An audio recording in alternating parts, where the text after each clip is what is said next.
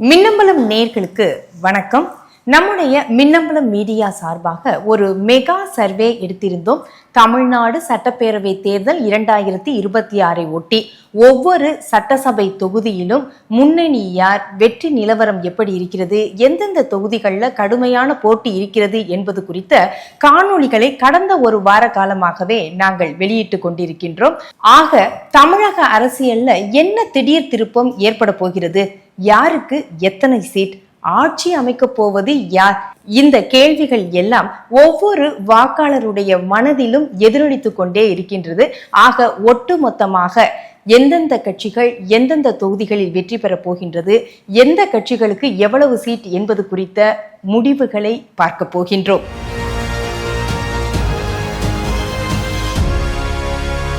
சரி, இந்த கருத்து கணிப்பை எப்படி நடத்தினோம், எங்களுடைய மெத்தடாலஜிக்கல் முறை என்ன என்பது குறித்தும் சொல்வது எங்களுடைய கடமை அல்லவா? ஒவ்வொரு தொகுதியிலையும் 400 வாக்காளர்கள் வீதம் சுமார் 93,600 பேரிடம் இந்த கருத்து கணிப்பு நடத்தப்பட்டிருக்கிறது. 234 தொகுதிகளிலுமே ஆண் பெண் வாக்காளர்கள் எண்ணிக்கை, வயது ரீதியாக, குறிப்பாக சாதிய ரீதியாகவும் இந்த கருத்து கணிப்பு நடத்தப்பட்டிருக்கிறது. பல்வேறு கேள்விகள் பல்வேறு கோணங்களில் கேட்கப்பட்டது மக்களிடம். இதன் முடிவுகள் 3% அதிகமாகவோ குறைவாகவோ இருக்கவும் வாய்ப்பிருக்கிறது. சரி, இந்த முறையில முதல்ல வாக்காளர்கள் எண்ணிக்கை அப்படிங்கிறத நாங்க எப்படி கணக்கிட்டோம், எப்படி இந்த கருத்து கணிப்பு நடத்தினோம் என்பது குறித்து பார்க்கலாம். SIRக்கு பிறகு இந்த சர்வேயை நடத்தினோம். இந்திய தேர்தல் ஆணையம் மேற்கொண்ட SIR வாக்காளர் சிறப்பு தீவிர திருத்தத்தின்படி ஒவ்வொரு சட்டசபை தொகுதிக்கு உட்பட்ட வாக்காளர்களுடைய எண்ணிக்கை விவரங்களை தேர்தல் ஆணையம் வெளியிட்டது. அதன்படி SIRக்கு முன்பு 6,41,00,000 பேர் வாக்காளர்களாக இருந்திருக்கிறார்கள். இதில் 97,5 லட்சம் பேர் நீக்கப்பட்டிருக்கிறார்கள். அப்ப SIRக்கு பின்பு மொத்த வாக்காளர்கள் தமிழ்நாட்டில் எவ்வளவு என்றால் 5,67,00,000 பேர் இருக்கிறார்கள். இதில் ஆண்கள் 2,66,00,000 பேர், பெண்கள் 2,77,00,000 பேர். இந்த தரவுகளை தான் நாங்க எடுத்துக்கிட்டோம். அடுத்து வயது வாரியாக எப்படி கணக்கிட்டோம் அப்படின்னா 6 பிரிவுகளாக இது எடுத்துக்கொள்ளப்பட்டது. 18 இருந்து 29, 30 இருந்து 39, 40 இருந்து 49, 50 இருந்து 59, 60 இருந்து 69, 70 இருந்து 79 வயது வரை உள்ள வாக்காளர் விவரங்களை தேர்தல் ஆணையத்தின் தரவுகளிலிருந்து நாங்கள் எடுத்துக்கிட்டோம். அதன் அடிப்படையிலும் இந்த கருத்து கணிப்பு நடத்தப்பட்டது. அடுத்து சாதிய ரீதியாக எடுத்தோம். இது ஊடகங்களிலேயே முதலாக நம்முடைய மின்னம்பலம் மீடியா தான் இந்த சாதிய ரீதியாக கருத்து கணிப்பு நடத்தி இருக்கிறது என்பது குறிப்பிடத்தக்கது.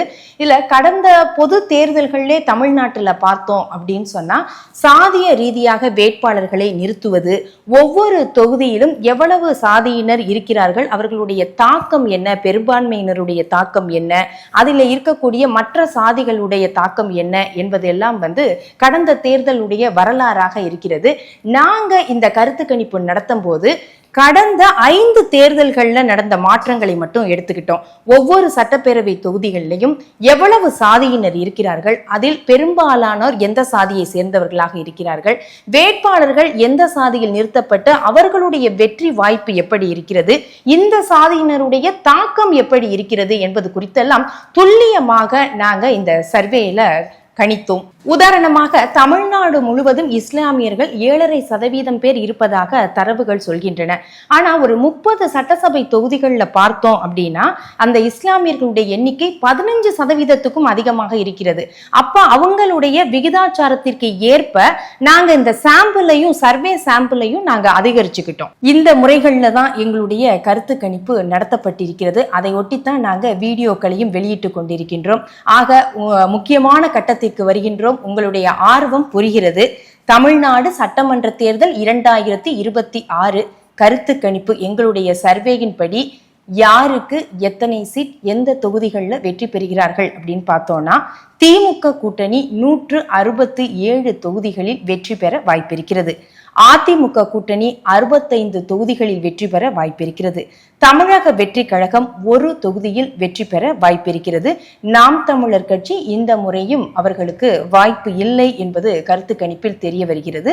சரி, இந்த கட்சிகள் பெற்ற சராசரி வாக்கு சதவீதம் எவ்வளவு என்பதையும் பார்த்து விடலாம். திமுக கூட்டணியின் சராசரி வாக்கு சதவிகிதத்தை பார்த்தோமானால் 39.94% எடுத்திருக்கிறது. அதிமுக கூட்டணியை பொறுத்தவரைக்கும் சராசரி வாக்கு சதவிகிதம் 34.99%. தமிழக வெற்றி கழகத்தின் சராசரி வாக்கு சதவிகிதம் 16.64%. நாம் தமிழர் கட்சியின் சராசரி வாக்கு சதவிகிதம் என்று பார்க்கும் பொழுது 7.05% வந்திருக்கிறது. தற்போது கட்சி வாரியாக வெல்லும் தொகுதிகள் எத்தனை என்று பார்க்கலாம். திமுக கூட்டணியை பொறுத்தவரைக்கும் திமுக கட்சிக்கு 123 தொகுதிகள் வந்திருக்கிறது. காங்கிரஸ் கட்சிக்கு 20 தொகுதிகள் வந்திருக்கிறது. தேமுதிக 6 தொகுதிகள், விசிக 6 தொகுதிகள், சிபிஎம் 4 தொகுதிகள், இந்திய யூனியன் முஸ்லீம் லீக் 2 தொகுதிகள், மதிமுக 2 தொகுதிகள், சிபிஐ 2 தொகுதிகள், கொங்குநாடு மக்கள் தேசிய கட்சி 1 தொகுதி, மனிதநேய மக்கள் கட்சி 1 தொகுதி வந்திருக்கிறது. அடுத்ததாக அதிமுக கூட்டணியில் இருக்கக்கூடிய கட்சிகள் என்று பார்த்தால் அதிமுகவுக்கு 56 தொகுதிகள் வெல்லும் தொகுதிகளாக வந்திருக்கிறது. பாமக 4 தொகுதிகள், பாஜக 3 தொகுதிகள், புரட்சி பாரதம் கட்சி 1 தொகுதி, அமமுக 1 தொகுதி வந்திருக்கிறது. தமிழக வெற்றி கழகத்திற்கு 1 தொகுதி வெல்லும் தொகுதியாக வந்திருக்கிறது. தற்போது 1-3% வரை நெருக்கமான போட்டியில் இருக்கக்கூடிய தொகுதிகளை நாம் கட்சி வாரியாக பார்க்கலாம். திமுகவை பொறுத்த வரைக்கும் 1% 4 தொகுதிகள் இருக்கின்றன. என்னென்ன என்று பார்க்கும் பொழுது அரூர் தனி தொகுதி, ஏற்காடு, ராசிபுரம் தனி தொகுதி, நாகர்கோவில். 2% என்று பார்க்கும் பொழுது 8 தொகுதிகள் இதில் இருக்கின்றன. ஆற்காடு, கீழ்பெண்ணாத்தூர், கெங்கவள்ளி, பெருந்துறை, கோயம்புத்தூர் வடக்கு, திண்டுக்கல், புவனகிரி, திருமயம். 3% என்று பார்க்கும் பொழுது 13 தொகுதிகள் இருக்கின்றன. உத்திரமேரூர், பர்கூர், விக்கிரவாண்டி, திருக்கோவிலூர், திருப்பூர் தெற்கு, கோயம்புத்தூர் தெற்கு, கரூர், பேராவூரணி, மானாமதுரை, சாத்தூர், பரமக்குடி தனித்தொகுதி, தென்காசி, ஆலங்குளம் ஆகிய தொகுதிகள் 1-3 வரை நெருக்கமான போட்டிகளில் இருக்கக்கூடிய தொகுதிகளாக திமுக கட்சியை பொறுத்த வரைக்கும் இருக்கிறது. திமுக கூட்டணியில் இருக்கக்கூடிய காங்கிரஸ் கட்சியை பார்த்தோமானால் 1% கிருஷ்ணகிரி, சங்கரன்கோவில் தனி தொகுதி இருக்கிறது.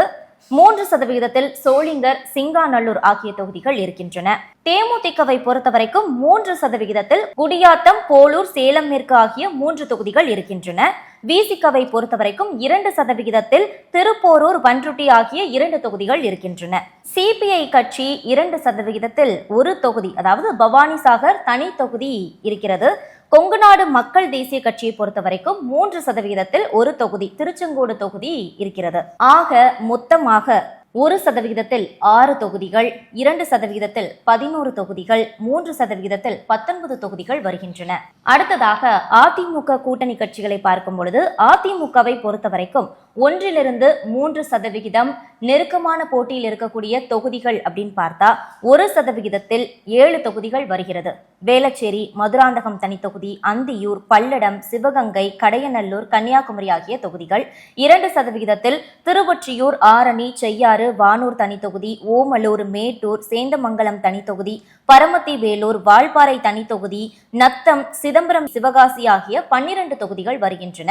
3% பார்க்கும் பொழுது ஊத்தங்கரை தனி தொகுதி, கலசப்பாக்கம், ஆத்தூர், பவானி, சூலூர், மணப்பாறை, அரியலூர், நன்னிலம், சோழவந்தான் தனி தொகுதி, ஆண்டிப்பட்டி, அம்பாசமுத்திரம் ஆகிய 11 தொகுதிகள் வருகிறது.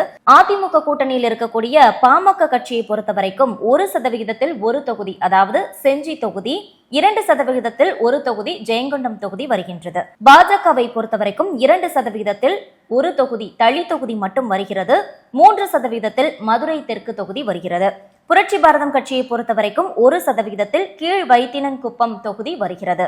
ஆக அதிமுக கூட்டணி கட்சிகளை பொறுத்தவரைக்கும் மொத்தமாக பார்க்கும் பொழுது 1% 9 தொகுதிகளும், 2% 14 தொகுதிகளும், 3% 12 தொகுதிகளும் வருகின்றன. தொடர்ந்து கட்சிகளின் வெற்றி வாய்ப்புக்கான காரணம், விஜய் அவர்களின் வரவு எந்த மாதிரியான தாக்கத்தை ஏற்படுத்தி இருக்கிறது, சீமானுக்கான ஆதரவு நிலைப்பாடு ஏன் என்பது குறித்து மக்களிடையே பெறப்பட்ட கருத்துக்களையும், நம்முடைய மின்னம்பலம் மீடியா சர்வே எடுக்கும் போது நமக்கு கிடைத்த அனுபவங்களையும் தற்போது பார்ப்போம். முதல்வர் வேட்பாளர் யார் அப்படின்னு நாம மக்கள் கிட்ட கேட்டப்போ அதாவது ஸ்டாலின், எடப்பாடி பழனிசாமி, விஜய், சீமான் அப்படின்னு வரிசைப்படுத்தி கேட்கும்போது 50%த்துக்கும் அதிகமான மக்கள் வந்து ஸ்டாலின் பெயரை தான் வந்து சொல்றாங்க.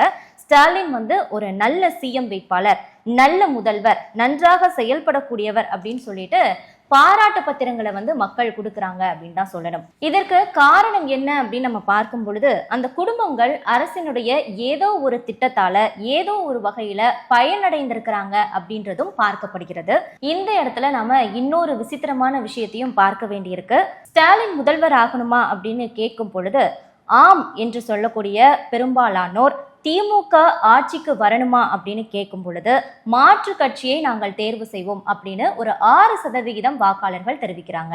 இதுல ஸ்டாலினுக்கு அடுத்ததாக விஜயை மக்கள் தேர்வு செய்கின்றனர். அதே நேரத்துல மூன்றாவதாக எடப்பாடி பழனிசாமியை மக்கள் தேர்வு செய்தாலும் கூட விஜய்க்கும் எடப்பாடி பழனிசாமிக்குமான சதவிகித இடைவெளி அப்படிங்கிறது ரொம்பவே அதிகமாகத்தான் இருக்கிறது. ஆனால் அதிமுக என்கிற கட்சி கட்டமைப்பு, வாக்கு வங்கி, இந்த அடிப்படையில் எடப்பாடி பழனிசாமி 2வது இடத்தில் வருகிறார். இந்த முதல்வர் வேட்பாளர்கள்ல விஜய்க்கு 2வது இடத்தை கொடுப்பது சென்னை பெருநகர வாக்காளர்கள் தான் அப்படின்னு நம்மளுடைய இந்த கருத்து கணிப்பு சொல்கிறது. அதே மாதிரி முதல்வர் வேட்பாளர்ல விஜய்க்கு 2வது இடத்தை கொடுப்பது சென்னை, டெல்டா பகுதி, தென் மாவட்டங்கள். இன்னொரு சுவாரஸ்யமான விஷயம் என்ன அப்படின்னு பார்க்கும்போது, வட தமிழ்நாடு, மேற்கு தமிழ்நாடு, கொங்கு பெல்ட்ல முதல்வர் வேட்பாளராக எடப்பாடிக்கு ஒரு நல்ல ஆதரவு இருக்கிறது. அதாவது இப்படி சொல்லலாம், வன்னியர் மற்றும் கொங்கு வேளாள கவுண்டர்கள் பெல்ட்ல எடப்பாடி பழனிசாமிக்கு ஒரு நல்ல ஆதரவு இருக்கிறது அப்படின்னு சொல்லலாம். 10.5% வன்னியர்களுக்கு உள் இட ஒதுக்கீடு, அந்த விவகாரத்துல முக்குளத்தோர் சமூகம் இன்னும் எடப்பாடி பழனிசாமி அவர்கள் மீது அதிருப்தியில் தான் இருக்கிறாங்க அப்படிங்கிற விஷயமும் நமக்கு தெரிய வருது. இபிஎஸ் அவர்கள் கட்சியை தன்னுடைய கட்டுப்பாட்டுக்குள்ளதான் வச்சிருக்கிறாங்க அப்படிங்கிறதும் இந்த கருத்து கணிப்புல நமக்கு தெளிவாக புரிகிறது. ஆண்கள் வாக்கு வங்கி அதிமுகவில் அப்படியே தான் இருக்கு. பெண்கள் வாக்கு வங்கியில தான் சற்று குறைகிறது.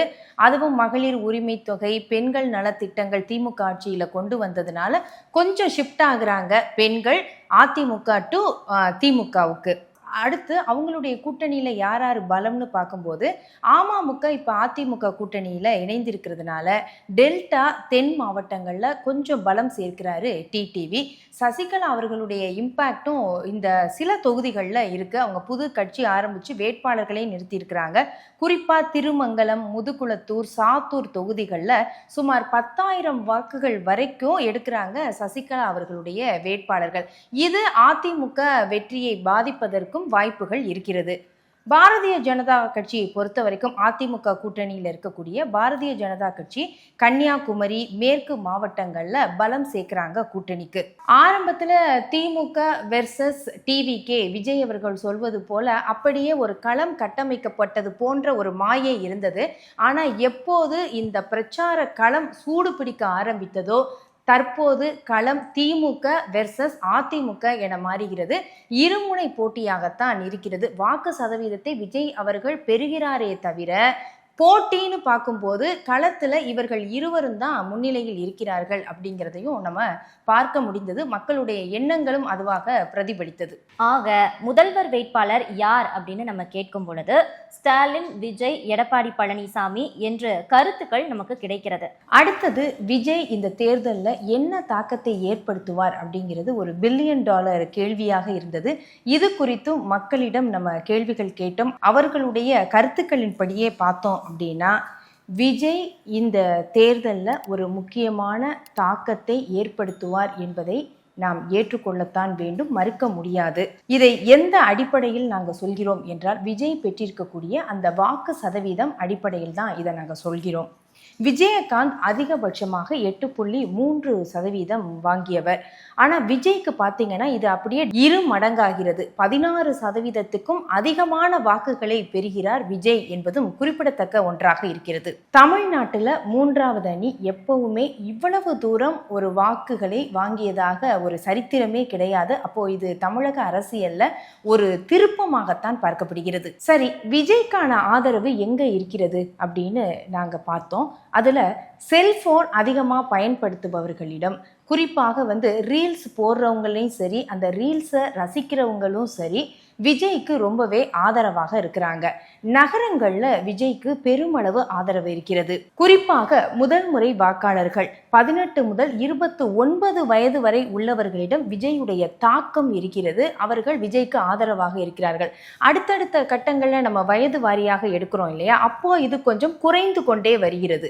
இவர்களை தவிர திமுகவுக்கு வாக்களித்தவர்கள்ல 3% பேர், அதிமுகவுக்கு வாக்களித்தவர்கள்ல 5% பேர், சீமானுக்கு வாக்களித்தவர்கள்ல 1% பேர், விசிகாவுக்கு வாக்களித்தவர்கள்ல 1% பேர், பாமகவுக்கு வாக்களித்தவர்கள்ல 1% பேர் என விஜய்க்கு வாக்குகள் அப்படியே ஷிஃப்ட் ஆகுது. இவை அனைத்தையும் தாண்டி விஜயை உயிருக்கு உயிராக நேசிக்கக்கூடிய ரசிகர்கள் பட்டாளம் இருக்கு இல்லையா, அவர்களுடைய அந்த வாக்கு வங்கி அப்படிங்கிறது 11% பேர் விஜய்க்கு ஆதரவாக இருக்கிறார்கள்.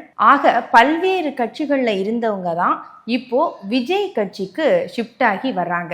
இத நம்ம ஓரளவு பல்வேறு கோணங்கள்ல பலதரப்பட்ட கேள்விகளா நம்ம மக்கள் கிட்ட வைக்கும் போது இன்னும் நிறைய விஷயங்கள் அவர்களிடமிருந்து பெற முடிந்தது.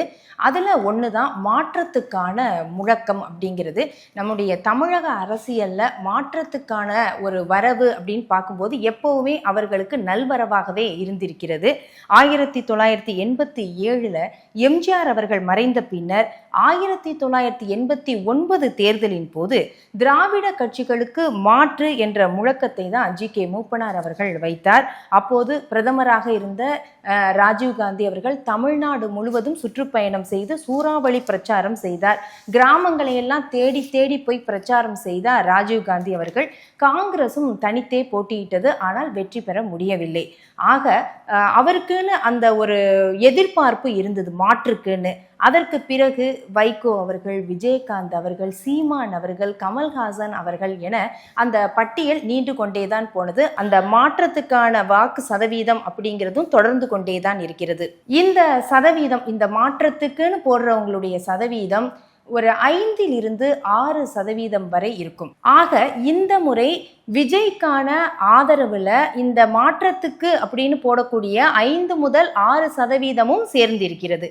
ஆக எங்களுக்கு திமுக, அதிமுக இந்த திராவிட கட்சிகள் வேண்டாம், மாற்று வேண்டும் அப்படின்னு நினைக்கிறவங்க முதல்ல சீமான், தற்போது அவரிடமிருந்தும் 1% விஜய்க்கும் வந்திருக்கு. அப்படிங்கும் போது விஜய்க்கு இந்த கட்டமைப்புகள் எல்லாம் நம்ம கணக்கில் எடுத்துக்கொள்ள வேண்டி இருக்கிறது. ஆளும் கட்சியின் மீது இருக்கக்கூடிய அதிருப்தி அப்படின்னு பார்த்தோம்னா அதிலிருந்தும் சில சதவீதம் விஜய்க்கு வருகிறது. ஆக நம்முடைய கருத்து கணிப்பு முடிவுகளின்படி பார்த்தோம்னா விஜய்க்கான இந்த 16% என்பது மாறக்கூடியதாக இருக்கவும் வாய்ப்பில்லை, சரிவையும் சந்திக்காது என்பதையும் நம்மால் புரிந்து கொள்ள முடிகிறது. ஏன்னா நிறைய இடையில விஜய் மீது நிறைய விமர்சனங்கள் வந்தது. விஜயுடைய குடும்ப பிரச்சனையா இருக்கட்டும், வருமான வரி பிரச்சனையா இருக்கட்டும், விஜய் பிரச்சாரத்தை முறையாக மேற்கொள்ளவில்லை அப்படிங்கிற விமர்சனமா இருக்கட்டும், தமிழக வெற்றி கழக வேட்பாளர்கள் தேர்வில் குழப்பம் இருக்கிறது, கட்சி மாறியவர்களுக்கு தமிழக வெற்றி கழகத்துல முக்கியத்துவம் கொடுக்கறாங்க அப்படிங்கிறதும் ஒரு விமர்சனமா வைக்கப்பட்டது. தெளிவான எதிர்கால திட்டமே விஜய்க்கு இல்லை என்பதும் ஒரு விமர்சனமாக வைக்கப்பட்டது. கரூர்ல 41 பேர் பலியான விவகாரத்திலும் விமர்சனத்துக்குள்ளானார் விஜய். இதையும் தாண்டிதான் 16% என்பது விஜய்க்கு கிடைத்திருக்கிறது. அது மாறாததாகவே இருக்கலாம். மிக உறுதியான ஆதரவு சதவீதமாக இந்த 16% இருக்கிறது என்பதும் குறிப்பிடத்தக்கது.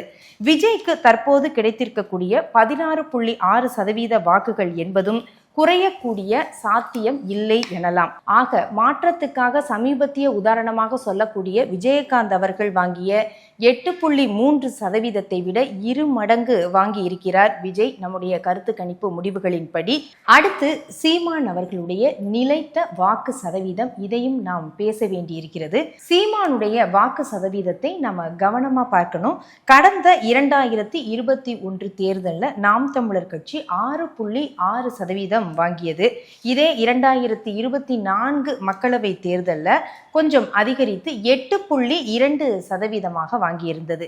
இந்த முறை நம்முடைய கருத்து கணிப்பின் முடிவுகளின்படி பார்க்கும் போது 2021 தேர்தலை விட அதிகமாக, 2024 தேர்தலை விட சற்று குறைவாக 1% குறைவாக மட்டுமே வாக்குகளை வாங்குகிறார் சீமான். சீமானுடைய இந்த நிலையான வாக்கு சதவீதத்திற்கு என்ன காரணம்? இது எதை உணர்த்துகிறது? இது எப்படி சாத்தியமாகிறது? இந்த கேள்விகளுக்கெல்லாம் விடையாக நாம் பார்த்தோம்னா, சீமானுடைய இடைவிடாத தொடர் உழைப்பு, சீமானுடைய தொடர்ச்சியான தேர்தல் பிரச்சாரம், பெண்களுக்கு சரிபாதி பிரதிநிதித்துவம் கொடுப்பதில் உறுதியான நிலைப்பாடு, சீமான் தேர்வு செய்து நிறுத்துகிற வேட்பாளர்கள் நம்பிக்கையோடு தொடர்ந்து களத்தை எதிர்கொள்வது என்று பல காரணங்களை கூறலாம். சீமானுடைய கடினமான அதீதமான உழைப்பு, அரசியல் கட்சி தலைவர் தேர்தல் களத்தில் எப்படியெல்லாம் உழைக்க வேண்டும் என்பதை வெளிப்படுத்தக்கூடியவராக இருக்கிறார் சீமான் என்பதையும் நாம் மறுக்க முடியாது. இந்த தேர்தலில் விஜய் வர்றதுனால சீமானுடைய வாக்கு சதவீதம் அப்படியே அடிபட்டு போகும், குறைந்தது 3 அல்லது 4% வரை குறையும் என்றெல்லாம் பேசப்பட்டது. ஆனால் நம்ம முடிவுகளின்படியே பார்க்கும்போது சீமானுடைய வாக்கு சதவீதம் மிகப்பெரிய சரிவை சந்திக்கவில்லை என்பதுதான் யதார்த்தமாக இருக்கிறது. சீமானுடைய சித்தாந்தத்தை ஏற்றுக்கொண்டு அவரை நம்புகிறவர்கள் சுமார் 7% பேர் அப்படியே அவருடைய வாக்கு வங்கியாக அப்படியே தொடர்ந்து இருக்கிறார்கள் என்பதையும் நாம் புரிந்து கொள்ள முடிகிறது. ஆக ஒட்டுமொத்தமாக முடிவுகள் என்ன? கட்சிகளுடைய வாக்கு சதவீதம் என்ன என்று கேட்டால், திமுக கூட்டணி 39.94%, அதிமுக கூட்டணி 34.99%, தமிழக வெற்றி கழகம் 16.64%, நாம் தமிழர் கட்சி 7.05%. அதாவது திமுக அதிமுக இடையேயான வாக்கு சதவீதம் என்பது வெறும் 5% மட்டுமே. 2021 தேர்தலில் திமுக கூட்டணி 45.38% வாக்குகளையும், அதிமுக பாஜக கூட்டணி 39.72% வாக்குகளையும் வாங்கியது. அந்த தேர்தலையும் இரு கட்சிகளுக்கு இடையே உள்ள அந்த வாக்கு சதவீத வித்தியாசம் அப்படிங்கிறது 5.66%ஆகவே இருந்திருக்கிறது என்பதையும் நாம் கவனத்தில் கொள்ள வேண்டும். சரி, இப்போது எங்களுடைய மின்னம்பலம் மீடியா எடுத்த அந்த சர்வேயின் போது எங்களுக்கு கிடைத்த அந்த அனுபவத்தை இப்போது நாங்கள் பகிர்ந்து கொள்கிறோம். இந்த வாக்கெடுப்பின் போது எங்களுக்கு ஏற்பட்ட சில அனுபவங்கள் எப்படி இருந்தது என்று பார்க்கும் பொழுது, பொதுவா சட்டசபை தொகுதிகள்ல, சிறு நகரங்கள், கிராமங்கள்ல பெண்களை சந்தித்து கருத்து கேட்பது என்பது எளிதாகவே இருந்தது. ஆனா பெருநகரங்களை பொறுத்த வரைக்கும் இது எங்களுக்கு ஒரு மிகப்பெரிய சவாலாகவே இருந்தது என்றுதான் சொல்ல வேண்டும். உதாரணமா சொல்லணும்னா, இப்போ சென்னையவே எடுத்துக்கிடும் போது சில அபார்ட்மெண்ட்ஸ்ல எல்லாம் உள்ளவே நுழைய முடியாத சூழ்நிலை கூட இருக்கும். அதாவது நாங்க போய் ஒரு பெர்மிஷன் கேட்கணும் அப்படிங்கும் போது செக்ரட்டரிய பாருங்க, இல்லைன்னா நாங்க இதுக்கு ஒரு மீட்டிங் வச்சு அனுமதிப்போமா இல்லையா அப்படிங்கிற மாதிரியான ஒரு சூழ்நிலை இருந்தது. இன்னொன்று நீங்க உள்ள சர்வே எடுக்கணும்னு வரும்போது எங்களுக்கு தேவையில்லாத தகராறுகள் ஏற்படும் அப்படிங்கிற மாதிரியான நூதனமான காரணங்களை எல்லாம் சொல்லியும் எங்களை அனுப்பி வைத்து விட்டனர். அதே போல தனி பங்களாக்கள், அதையும் குறிப்பிட வேண்டியது இருக்கிறது. அங்கேயும் உள்ளே நுழைய முடியாத நிலைமைதான் இருந்தது. அங்க இருந்த வாட்ச்மேன்கள் கிட்ட நாங்க உள்ள போகணும்னு கேட்கும்போது கூட அவங்க போய் கேட்டுட்டு எங்களுக்கு சொல்லக்கூடிய பதில் என்னவாக இருந்தது அப்படின்னா, எங்களுக்கெல்லாம் இதுல இன்ட்ரெஸ்டே இல்லை, அவங்கள போக சொல்லுங்க அப்படின்ற மாதிரியான பதில்களையும் நாங்க பெற்றோம். ஆனால் இதற்காக நமது மின்னம்பலம் மீடியா அவர்களின் கருத்தை கேட்காமலா இருக்க முடியும்? அதனால நாங்க என்ன பண்ணோம் அப்படின்னா, இந்த மாதிரியான பகுதிகளில் அவங்க அதிகமா அடிக்கடி போகக்கூடிய இடங்கள், அதாவது கோவில்கள், பூங்காக்கள், ஜிம், அப்புறம் ஷாப்பிங் மால்கள், அந்த பகுதியில் இருக்கக்கூடிய ஹோட்டல்கள், இது போன்ற பகுதிகளுக்கு சென்று அங்க போய் நாங்க எங்களுடைய கருத்து கணிப்புக்கான அந்த கேள்விகளை கேட்டு பதில்களையும் பெற்றுக்கொண்டோம். அதே நேரத்துல சிறுநகரங்கள், நகராட்சி, பேரூராட்சி, கிராமங்கள்ல பெண்கள் மிக ஆர்வமாகவே நம்முடைய கேள்விகளுக்கு பதில்களை தந்தார்கள். அதே போல சாதிய ரீதியாகவும் நாங்கள் கருத்து கணிப்பு நடத்தினோம். இதில் சிறுபான்மையினர், மொழி சிறுபான்மையினர் இவர்களின் ஆதரவு பெரும்பாலும் திமுகவுக்கு இருப்பது தெரிய வந்தது. அதே சமயம் கிறிஸ்தவர்களுடைய வாக்குகளும் திமுக, விஜய், அதிமுக என பிரிவதையும் களத்தில் நம்மால் பார்க்க முடிந்தது. மக்களிடம் இருந்து எங்களுக்கு சில அனுபவங்களும் கிடைத்தது. நகர்ப்புற பகுதிகள், கிராமப்புற பகுதிகள் இப்படி பிரித்து தான் நாங்கள் கருத்து கணிப்பு நடத்தினோம். இதில் நகர்ப்புறங்களில் இருக்கும் மக்களை விட கிராமப்புற மக்களிடம் இந்த வாக்கு செலுத்துவதில் ஆர்வமும் இருக்கிறது. யாருக்கு ஓட்டு போடணும் அப்படிங்கிறதுல அவங்க தெளிவாக இருக்கிறாங்க. ஒரு முன் முடிவு எடுத்துடுறாங்க, இவங்களுக்கு தான் நாங்கள் போட போகிறோம், பரம்பரையாக இந்த கட்சிக்கு தான் வாக்களிச்சுக்கிட்டு இருக்கிறோம், இல்லைன்னா இவங்களை எங்களுக்கு பிடிச்சிருக்கு அப்படின்னு ஒரு தெளிவாக இருக்கிறாங்க. இந்த இடத்துல வேட்பாளர்கள் யாரு யாருன்னு பார்த்து ஓட்டு போடுற ஒரு சூழ்நிலை கிராமப்புற மக்களிடம் இல்லை அப்படிங்கறத நாங்க புரிஞ்சுக்கிட்டோம். அதே நேரத்துல அரசின் திட்டங்களையும் நாம் குறிப்பிட வேண்டியிருக்கிறது. குறிப்பாக பெண்களுக்கு மாதம் ரூபாய் 1000 வழங்கும் திட்டம், மாணவர்களுக்கான கல்வி உதவித்தொகை வழங்கும் திட்டம் போன்றவையெல்லாம் மிகப்பெரிய அளவுல கிராமப்புறங்கள்ல கவனம் பெற்றிருக்கிறது என்றுதான் சொல்லணும். குறிப்பாக பெண்களுக்கு மாதம் ரூபாய் 1000 வழங்கும் திமுக அரசின் திட்டமானது மிகப்பெரிய அளவுல பெண்கள் வாக்காளர்களிடம் ஒரு தாக்கத்தை ஏற்படுத்தி இருக்கிறது என்பது குறிப்பிடத்தக்கது. இது மட்டும் இல்லாமல் தேர்தல் அறிக்கைகள், தேர்தல் பிரச்சாரங்கள் மூலமாக தரப்படக்கூடிய அந்த வாக்குறுதிகள், இது பற்றி நம்ம மக்கள் கிட்ட பேசும்போது ஸ்டாலின் ஆட்சிக்கு வந்தா ரூபாய் 2000 அதிகப்படுத்தி தருவாரு அப்படிங்கிற ஒரு நம்பிக்கைய நிறைய பேர் தெரியப்படுத்துறாங்க. ஆனா அதே நேரத்துல எடப்பாடி பழனிசாமி ரூபாய் 2000 தருவோம் என்று சொன்னது, விஜய் 2500 ரூபாய் தருவோம் என்று சொன்னது, இதை எதையுமே பெரிதாக எடுத்துக்கொள்ளாமல், நம்பிக்கை வைக்காமல் ஸ்டாலின் நிச்சயம் செய்வார் அப்படின்னு அவர் மேல முழு நம்பிக்கையும் வைப்பதை நம்மால் பார்க்க முடிந்தது. இதற்கெல்லாம் காரணம் ஒரு குடும்பத்துல பெண்களுக்கான ரூபாய் 1000 மட்டுமில்ல, காலை உணவு திட்டம், மாணவர் மாணவிகளுக்கான கல்வி உதவித்தொகை திட்டம் என திமுக அரசின் ஒவ்வொரு திட்டமும் ஒவ்வொரு குடும்பத்துக்கும் ஏதோ ஒரு வகையில சென்றடைந்திருப்பது நல்ல தாக்கத்தை ஏற்படுத்தி இருக்கிறது என்பதை காட்டுகிறது. திமுக அரசு மீதான இந்த நம்பகத்தன்மை மற்றும் எதிர்பார்ப்பை உருவாக்கி இருக்கிறது என்பதையும் இங்கு நம்மால் புரிந்து கொள்ள முடிகிறது. ஆக தமிழ்நாடு சட்டப்பேரவை தேர்தல் 2026 மின்னம்பலம் மீடியாவின் மெகா சர்வே முடிவுகளை அறிவித்திருக்கின்றோம். ஆட்சி அமைக்கப் போவது யார்? பொறுத்திருந்து பார்க்கலாம். மே 4ஆம் தேதி மக்கள் தீர்ப்பை. நன்றி, வணக்கம். உங்கள் தொகுதி எம்எல்ஏ யார்? அவர் எப்படி வெற்றி பெறுகிறார் என்கின்ற மின்னம்பலத்தின் மெகா சர்வே முடிவுகளை ஒவ்வொரு தொகுதியிலும் வெளியிட்டுள்ளோம். அந்த முடிவுகளை மின்னம்பலம் யூடியூப் மற்றும் மின்னம்பலம் இணையதளத்திலும் நீங்கள் காணலாம். மின்னம்பலம்.com தமிழின் முதல் மொபைல் பத்திரிகை.